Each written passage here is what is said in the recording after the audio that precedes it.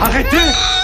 En fait, le bébé avait quelque chose coincé dans la gorge. Heureusement, grâce à l'intervention rapide du médecin, la pièce a été expulsée avec succès. Mais ce qu'il n'avait pas prévu, c'est qu'à peine le médecin parti, les parents ont soudain demandé son nom. Ils se préparaient pour d'éventuels problèmes futurs, même après avoir vu d'autres enfants terminer leur examen. Les parents n'étaient toujours pas complètement rassurés. En fait, ces parents devraient s'inquiéter de leur fille aînée, car cette petite n'arrêtait pas de fouiller dans les fournitures médicales. Puis elle a soudain couru dans la salle de scanner. Si elle faisait juste des bêtises, ce ne serait pas si grave. Mais les médecins soupçonnaient en réalité que cette fille pourrait avoir une personnalité antisociale. Et les actions suivantes de la fille ont confirmé que quelque chose n'allait pas. En se promenant dans l'hôpital, elle est soudain tombée sur un criminel qui tenait un médecin en otage. N'importe quel autre enfant aurait pleuré en cherchant sa maman. Mais cette fille est restée très calme. Le criminel a tenté de mettre le feu. Mais le comportement de la fille était encore plus déroutant. Ça va mettre le feu?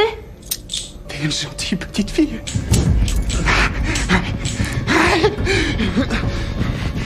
Allez, déclenche-toi! D'autre part, l'excitation du criminel a détourné son attention. Quand il a baissé les yeux sur lui-même, trempé dans l'alcool, il était complètement stupéfait. À ce moment précis, tout son corps s'est immédiatement enflammé. Des cris de douleur ont résonné dans tout l'hôpital.